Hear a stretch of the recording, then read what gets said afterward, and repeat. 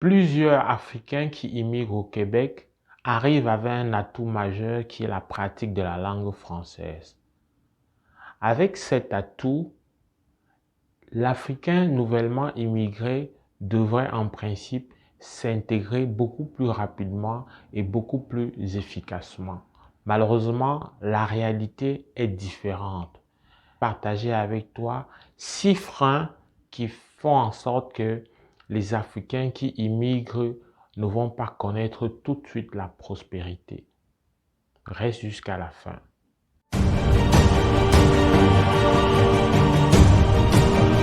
Je suis Valérie Jules Camdem, j'enseigne au Québec et dans le cadre de cette chaîne Afrique Éducation, je partage avec toi des contenus sur les savoir-être, les savoir-faire, les savoir-faire faire qui visent donc à outiller les parents et les élèves africains pour qu'ils connaissent plus de succès à travers de forts taux de réussite des enfants africains dans leurs études partout où ils se trouvent dans le monde. Nous voulons donc à travers ce projet faire en sorte de faire émerger un nombre beaucoup plus important d'Africains leaders dans leur domaine de prédilection partout où ils se trouvent dans le monde. Si ce projet te parle, si comme nous tu as envie qu'une génération d'Africains leaders émerge et inonde le monde, alors nous t'invitons dans notre communauté et fais ton premier pas en t'abonnant, puis en activant la cloche de notification pour ne pas manquer nos nouvelles parutions hebdomadaires. Le premier frein à la réussite des Africains francophones qui immigrent, c'est l'accès restreint à certaines formations. Voyez-vous, tu as beau avoir un baccalauréat et tu veux t'inscrire pour faire une formation professionnelle, on va dire supérieure, c'est-à-dire dans les cégeps, ce sont des collèges qui appartiennent à l'enseignement supérieur et qui vont te permettre d'obtenir un diplôme selon le système éducatif africain francophone qu'on appellerait un BTS. Donc, ils arrivent et ils ne peuvent pas accéder à certaines formations comme les soins infirmiers ou plusieurs autres formations techniques. Pour te simplifier les appellations, les formations d'ingénieurs adjoints, c'est-à-dire juste un cran en dessous d'ingénieurs, on va dire des techniciens supérieurs dans le domaine de l'ingénierie et des choses de même. Donc, tu as beau avoir de très belles notes dans ton relevé de notes du baccalauréat, lorsque tu arrives, dans la plupart du temps, tu dois vraiment faire des prérequis pour t'arrimer et pour faire ce qu'ils appellent une sorte d'équité avec ceux qui auront eu plutôt les diplômes locaux. Donc, tu es obligé, malgré ta bonne performance, d'aller faire des prérequis qui vont te prendre quelques mois, parfois une année complète ou même plus pour certains, avant d'intégrer véritablement cette formation qui très probablement pour beaucoup pouvaient l'intégrer tout de suite et s'en sortir. Je mets quand même une réserve parce que celui qui réussit son baccalauréat avec une mention passable, ça se peut que pour des matières bien précises qu'ils aient de la misère et à ce moment, ces prérequis sont les bienvenus. Mais il existe beaucoup qui ont bien performé et qui sont capables, avec les prédispositions intellectuelles qu'ils ont, il y en a qui peuvent tout de suite aller intégrer cette école et directement être performants. Mais malheureusement, pour ces raisons-là, ils doivent passer par l'acquisition de ces prérequis qui leur donnent, qui leur ouvrent la porte d'entrée. Ça, c'est le premier frein. Le deuxième frein, c'est l'accès aux services de garde. Au Québec et dans la plupart des pays développés, un enfant qui a moins de 12 ans ne doit pas être laissé tout seul. Fait qu'avant l'âge de la scolarisation, il faut trouver un service de garde pour ton enfant. Et même si l'enfant est déjà scolarisé, si tes horaires de travail ne matche pas avec les horaires d'école de ton enfant, eh bien, il faut lui trouver aussi un autre service de garde qui peut être à l'école. Là, c'est relativement plus facile.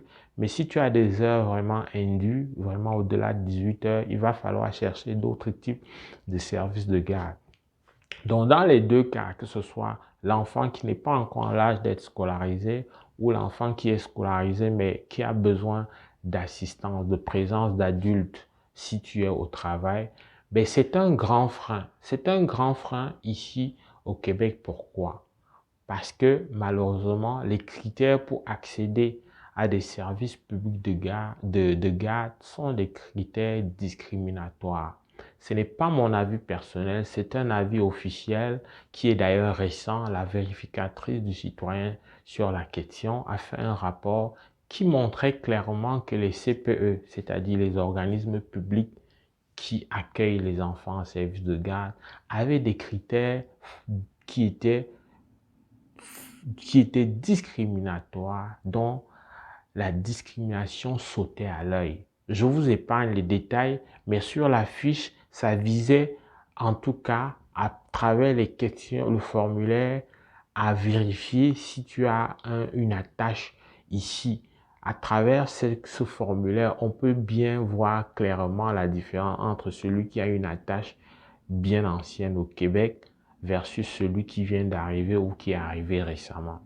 Donc, face donc à ces critères discriminatoires et à la pénurie des services de garde, parce que présentement, il y a 51 000 places environ dont les parents ont besoin en attente sur les listes d'attente. Donc, qu'est-ce qui te reste à faire en tant qu'immigré nouvellement arrivé? Ben, deux choses. Soit tu vas dans les services privés qui te coûtent très cher et qui vont malheureusement te réduire ce que tu aurais pu épargner pour commencer à te réaliser. Soit tu vas dans ces services qui coûtent très cher, qui sont très onéreux, soit alors tu vas tout simplement canceller ton horaire de travail, tu vas pas aller au travail et tu seras tout simplement le gardien de ton enfant. Un autre frein, c'est l'accès à certaines professions.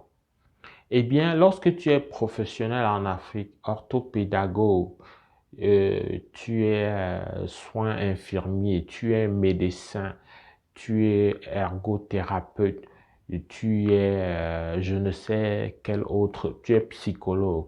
Lorsque tu arrives au Québec, malheureusement, toutes ces professions sont ordrées, comme on dit, c'est-à-dire qu'il y a un ordre professionnel. Et si tu es médecin, c'est pas la peine, oublie. Seuls les médecins formés aux États-Unis et au Canada peuvent exercer au Québec. Donc, oublie, pense à autre chose. Donc, c'est un gros frein. Je ne fais pas le procès de cette situation, mais c'est une réalité. Le but de la vidéo, c'est de partager les freins, mais c'est pas de commenter. On pourra commenter dans le cas d'autres vidéos, mais pour l'instant, c'est un fait. Il y a l'accès à ces professions-là. Que tu aies une grosse expérience ou pas, l'accès est quasiment voilà, restreint et conditionné par le concours de l'ordre. Et pour certains, ça demande carrément une reconversion, ça demande carrément une scolarisation, une formation pratiquement complète à nouveau. Donc, on comprend qu'on immigre pas en général très jeune. Donc, c'est un gros frein pour quelqu'un qui a exercé avec beaucoup de compétences. Mais tu ne peux pas, il va falloir faire le passage obligatoire d'une formation intermédiaire, d'une formation qui va te permettre de faire ensuite l'examen de l'ordre ou alors qui peut, dans certains cas, te donner accès direct à ta carte de membre de l'ordre. Un autre frein, c'est curieux, mais c'est clair, c'est l'accès à un médecin de famille. Là-dessus, on ne va pas parler tout de suite de discrimination encore, parce que j'ai eu quand même plusieurs témoignages de personnes d'ici qui sont là depuis très longtemps, qui n'ont pas aussi accès aux médecins de famille. Mais on va plutôt parler de la pénurie, de la rareté des médecins. Donc, à cause donc de la pénurie et de la rareté, du nombre limité par rapport au ratio de la population, on peut rester pendant plusieurs années sur la liste d'attente. Ça peut aller au-delà de 5 ans. Donc, lorsque on est en dehors du Québec, on dit on vient d'un pays développé, c'est sûr qu'on a des soins et autres, mais malheureusement, l'accès n'est pas garanti. C'est vrai qu'en cas d'urgence, si c'est vraiment une urgence, ben, on va tout de suite te prendre en charge. Mais est-ce que la santé n'est pas efficace lorsqu'elle est préventive? Est-ce qu'on va attendre d'être dans une urgence? Donc, on voit très bien que c'est un frein. C'est un frein parce que si toi, Africain, pour une raison ou une autre, tu as un malaise, tu as quelque chose qui ne va pas au niveau de la santé, qui te réduit dans ton capacité, qui te réduit dans ta capacité à te mouvoir, dans ta capacité à être professionnellement rentable, on comprend que tu auras de la misère à gérer cette situation, ce vide-là, le fait de ne pas pouvoir accéder à un médecin de famille qui peut t'amener et te contraindre à prendre ton rang dans une clinique d'urgence et donc ça signifie à perdre voilà, du temps, à canceller, à supprimer ton horaire de travail peut-être de la journée ou de ces 2 jours-là. Un autre frein, c'est ce qu'on appelle ici l'expérience québécoise. L'expérience québécoise, ça veut dire qu'avant d'accéder à un emploi, on veut toujours savoir c'était quoi tes interactions précédentes avec la société québécoise. Avec quel autre milieu professionnel as-tu fait face? Ça peut être, là il y a un peu quand même de flexibilité, mais ça reste un passage pratiquement obligatoire. Ça peut être du bénévolat que tu as fait dans un cadre associatif pour une œuvre caritative.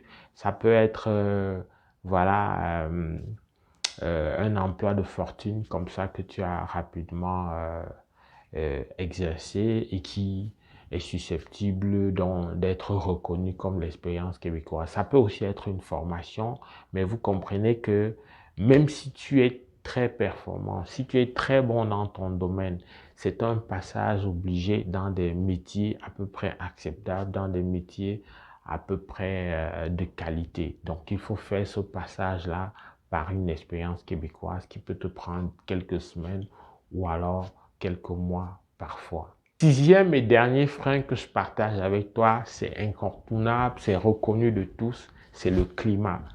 Eh bien, le Québec, c'est le nord, c'est clair. Ici, vous avez des mois de janvier et de février où la température moyenne aussi autour de -8, -10 degrés. Je dis bien la moyenne. Il y a des pics qui vont jusqu'à -38, parfois -40.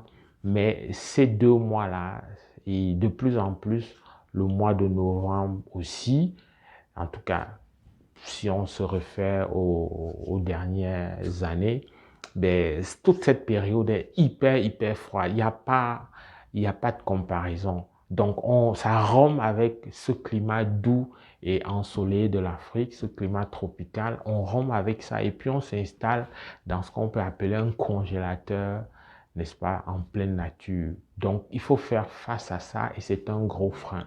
Il y en a qui vraiment ont de la misère, il y en a qui pour des raisons non exprimées, mais qui semblent rejoindre cette inadaptation. Ben, le climat, c'est un grand obstacle pour les Africains qui arrivent ici. C'est connu qu'il y a plusieurs qui perdent leurs premiers emplois à cause des retards parce qu'ils n'ont pas bien managé la gestion de leur itinéraire à cause du froid, à cause de voilà, la prise en compte d'un bon timing et tous les obstacles liés à ce climat. Nous voici au terme de la présente vidéo où j'ai partagé avec toi les freins. Si tu t'apprêtes à immigrer au Québec, je t'ai partagé ça pour que tu intègres et que voilà, tu prennes en compte pour faire une belle réussite de ton intégration. Et toi qui es déjà installé, j'ai aussi partagé pour que tu comprennes que tu n'es pas seul dans ton coin, que le problème n'est pas toi, mais davantage, il est systémique et il est partagé par la plupart des immigrants. C'est des problèmes qui sont documentés. Donc, mon intention, c'était vraiment de te rendre averti sur la question, de relativiser aussi. Alors, si tu as aimé la vidéo, like, partage. Et sur ce, je te retrouve dans le cadre d'une prochaine vidéo avec beaucoup de plaisir, avec beaucoup de détermination aussi. Parce que l'Afrique, elle ne va pas arrêter de monter, elle doit jouer les premiers rôles. Pull up!